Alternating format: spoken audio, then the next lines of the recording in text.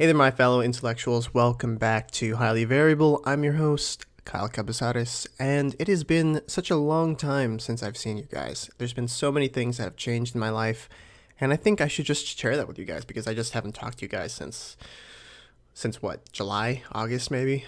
I know it's been a while. I had sort of a list of things that I wanted to talk about, but then I just threw caution to the wind. Was like, I'm not gonna use my list. I'm just gonna go off the cuff here because I think that's just how I do it sometimes. And in terms of changes, you might, if you're watching on YouTube, you might notice two big changes. One, I'm using a better camera than you may have seen on YouTube before. So I bought a nice camera this summer, a nice Canon camera. It looks really nice. I really have enjoyed the purchase. And another thing you might notice is that I'm using a different microphone from before. So maybe if you're listening to the podcast on Spotify or iTunes or Apple Podcasts or Google Podcasts, you might hear a difference because I'm using a new microphone. This was a Cyber Monday purchase, and I don't regret a single cent of it. Cent of it, sorry. I have wanted this microphone for so long. I have eyed this microphone for so long. And on this Cyber Monday, it just happened to be 40% off on Amazon, so I was like, it's time. If there's ever a time to buy this microphone, it is now. And I bought it, and I love it. I haven't actually got a chance to use it, though. I just hearing myself talk in it, and then I was like, well, just film a podcast episode, you dummy. Like, if you're, hearing how good the sound quality of your voice sounds, then maybe other people would, too. I hope so, at least. So those are two big changes, just, audio and visually. I have this sort of, vision, or not vision, just this idea that if I wasn't doing, physics, for graduate school or just physics at all, I have this thought that I may have been part of an AV crew in another life because I like buying a lot of AV kind of gear. Obviously, I have the camera. I like this microphone.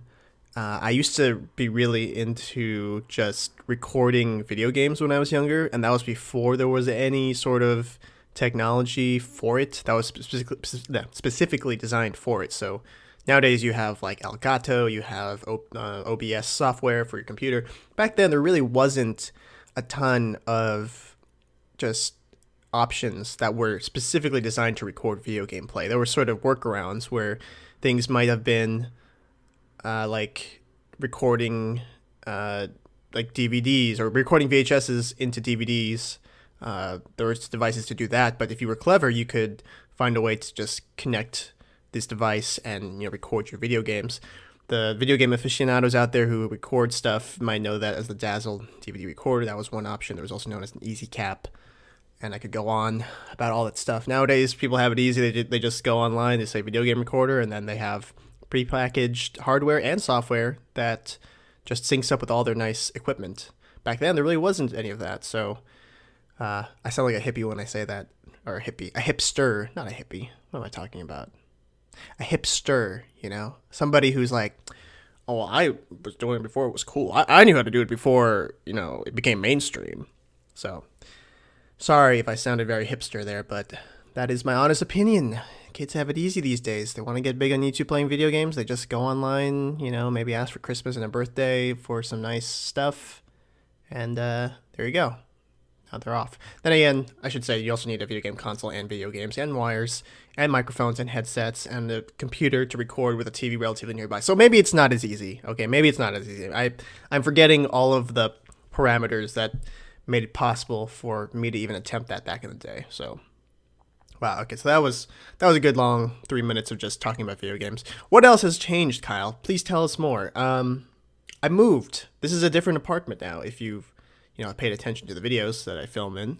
So this is a totally different apartment. I moved about 3 months ago, and it's been a while, but it was just a financial decision, just, save some money over the long haul. So I'm in a slightly less expensive apartment now. It's got a really nice view, which is nice. I didn't really have a good view at my old place, so that's pretty nice. I will say, though, that it is right next to the apartment complex community center, so there's a lot of traffic that goes in and outside of my window, which I'm not a huge fan of, but I deal with it.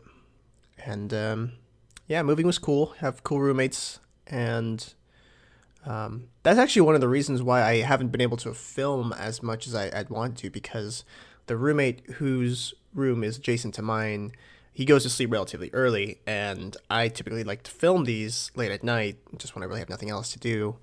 But the walls aren't that thick, so I worry that if I talk at this volume at night, then it would disturb his sleeping. So I choose not to do that. So it's been a bit harder to find times to record. I might even just like go to school and go to my office on the weekend and just film there, because at least I won't get bothered there. So things to consider in the future.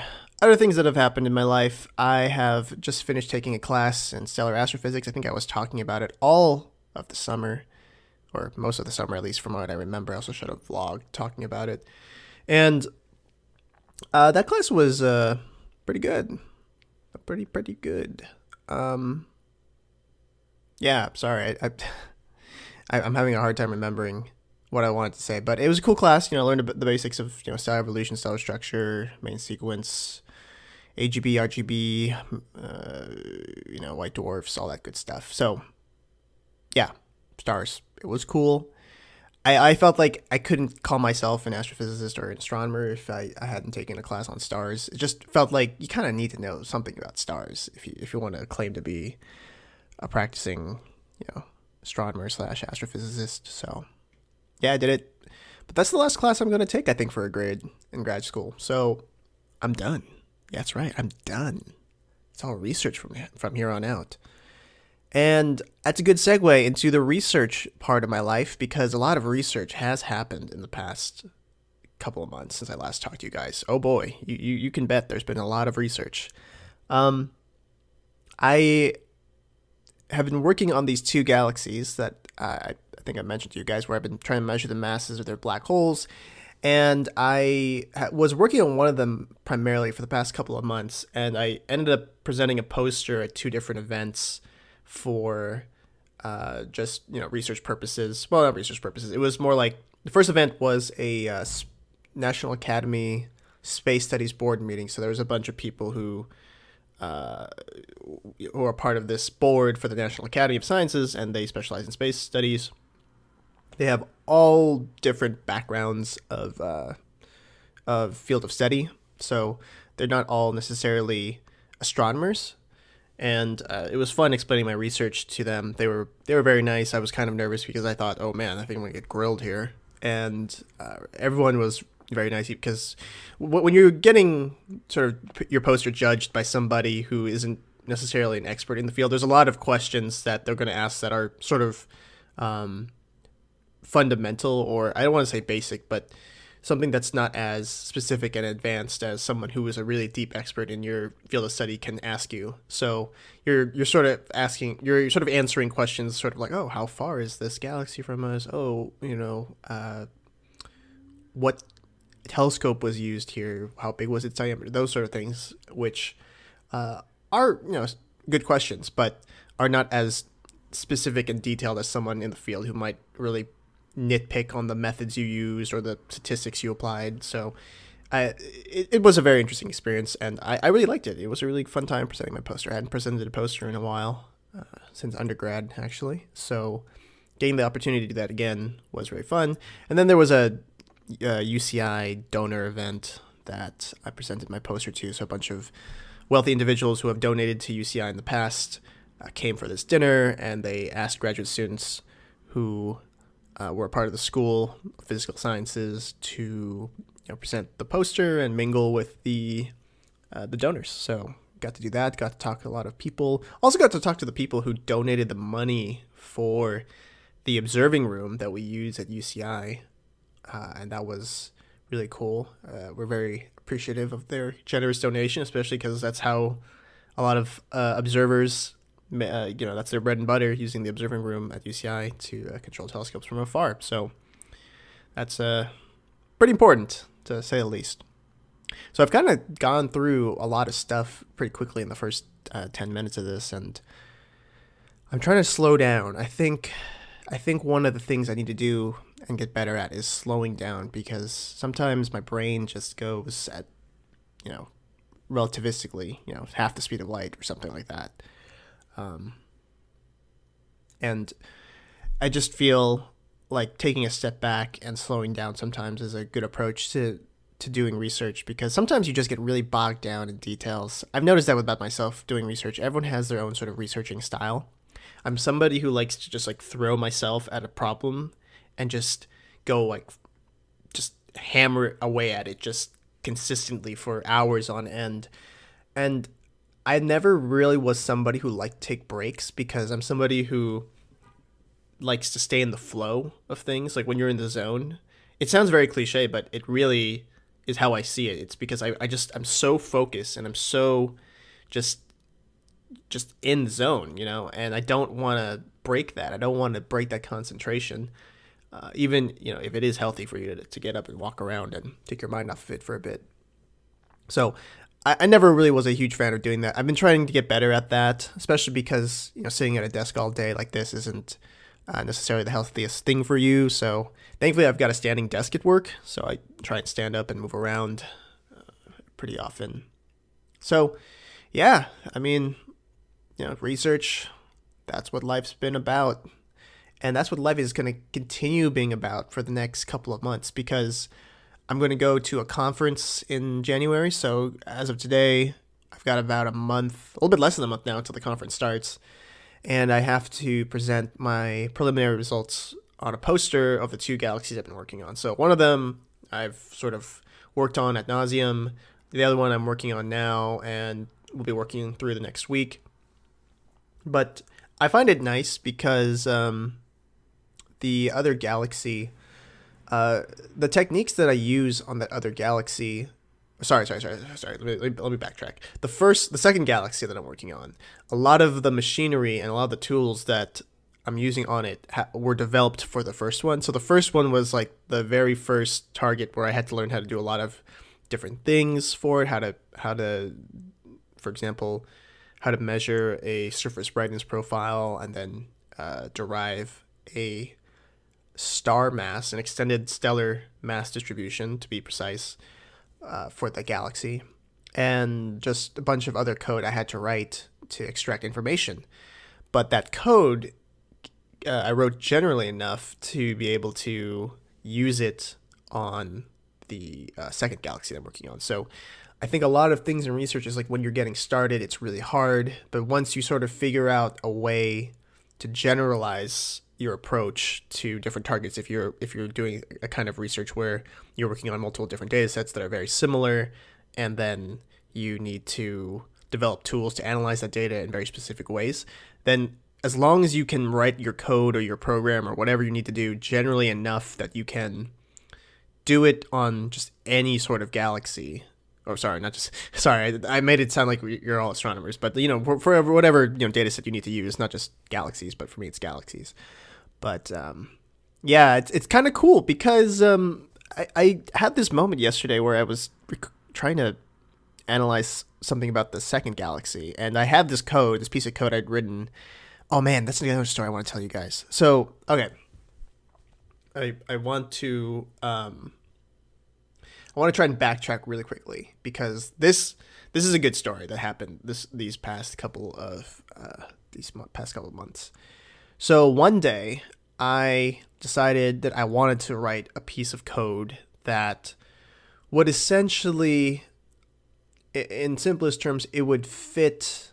I want to make this simpler, but essentially it would generate visualization plots. Let's just say visualization plots that help you understand how fast the galaxy or the gas disk of this galaxy is moving and how much light there is and a bunch of other parameters. So it's a visualization plot. Let's just keep it at that. It helps you sort of see, if you just look at an image of the gas disk of the galaxy, you can see, okay, that point is moving this fast, that point is moving that fast. Oh, there's this much light at this point. So these kind of plots, and I had done this before another way several months ago, like almost a year ago now, that I had written a piece of code that would do this in a sort of not as robust way as maybe one would want for like a final publication paper, but it was sort of a good enough at the time kind of way. But I always said, okay, I'll do it this sort of not so great way at the start, but then I will go back and then I will do it right eventually, at some point. that point came a few months ago when I had tried to do this a couple of times, actually, a few times, and I had failed to do it a couple of times because it was a really complicated process that involved very specific techniques that I wasn't familiar with completely. And even though I sort of understood the gist of it, there's sort of these problems in coding when you sort of what you want to do, you know what you want the algorithm to do that you want to code up, but you don't exactly know how to do it. It's sort of like you have this idea of what it would do in your mind, but you don't really know how to like to you know put it to paper and code eventually. So I had done that, and I had a bunch of old code lying around just that didn't really work. And then one day I just said, you know what, I gotta get this done. Like if I want to make these plots in the paper, I gotta have a good program that could do this. And so I said, all right, I'm going to try again. I've learned a lot through the failures of before, and I'm gonna try. I am going to do it again. I am going to try and do it again. So coming back to the problem of having to make this visualization software program, I kind of took the approach of, okay, what worked from the attempts that I had tried before? And the stuff that worked, I kept in the newest version. And then sort of I had these ideas where there was something I wanted to implement in the visualization program that I couldn't do before. I had one of those I know what I want to do, but I don't know how to do it moments before in the past. But then in the course of my research, I actually figured out how to do it for a different purpose. I had pretty much learned how to write a certain algorithm for a completely different purpose, but could be implemented in this visualization program, what I needed. And so I sort of like knew some things that I didn't know before that I could now do. And so now I put those in. And just one day, I spent like one day. It was kind of a lot of copying and pasting, to be honest. It wasn't completely me just typing like that for the entire day. But it was a lot of copy and pasting, some coding. Of course, there was some writing down original lines of code, but there was some copy and pasting from my old, discarded code that I had deemed it's not going to work. And to be honest, it was very fun, I guess. People might find that weird, but it was actually really fun to be in that sort of flow where you're just doing research and you're going towards this goal and you're chipping away at this overall goal. And I was able to do it. I was able to make this visualization program in a day. It was like 600 to 700 lines of code. Some of it, I'd say probably good two-thirds of it was just part of the discarded pile of code I had thrown away before. But I actually did it, and I was shocked. I was amazed, and I did it for the first Galaxy. And yesterday I had to do it for the second Galaxy. And the thing about code is that sometimes you write, there's going to be a data set that's going to be your initial, your prototype. It's going to be the thing that your code was originally built for. And even if there's other data sets that are, similar or the same format, it should have the same exact sort of process. There's also this little doubt in my mind where I feel like, oh no, did I hard code something in the code? By hard coding, I mean, instead of defining something as a variable that you can change, you just put in a number. So for example, let's say you call the radius, let's say you have a predefined value for the radius of a disk of a galaxy. For one galaxy, that's, maybe 120 parsecs or whatever. And then what if you accidentally type in 120 parsecs as the radius of that code that is to be used for future data sets, and those data sets won't necessarily have a radius of 120 parsecs. So that's the sort of issue of hard coding. You don't want to hard code things, and you want to be able to have it generic and general enough that it will take information from the data set and it will use that data set's parameter values to execute the algorithm. And so I had this fear that, okay, maybe I hard coded something that's pertinent to the first Galaxy. I ran it for the second Galaxy, and it worked. It was, it worked just fine. And I was just so happy. It was just oh my gosh, just a feeling of relief, just a feeling of I actually did something right. You get that feeling a lot in grad school where you do so many things wrong. Like when the paper comes out, and the nice images, the nice plots, and the nice data sets, equations and nice results are there. That does not represent the amount of like wrongness that had to happen for that stuff to get there. Like the amount of stuff you get wrong in the process that leads up to it is, I'd say, so much more than what shows up on the paper. It's kind of like if you build a car and when you go to like a car store, like a car auto mall, and you take a car for a test drive and it's all nice and stuff.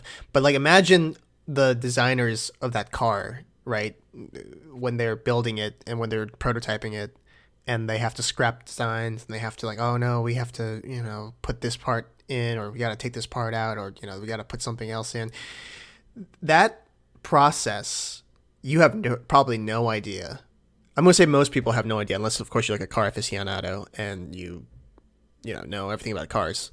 But if you're someone like me who doesn't really know that much about cars and doesn't know about the production of cars, I would guarantee that the amount of work that goes into getting a car on the production line and sale line of a company is immense. And I can't even begin to imagine how many safety tests and other tests that have to be done on a car before I'm actually in it. And for me now, the final product is like, it's amazing, it's a great car or whatever, but the work the people who built the car had to do to get there is probably just so much.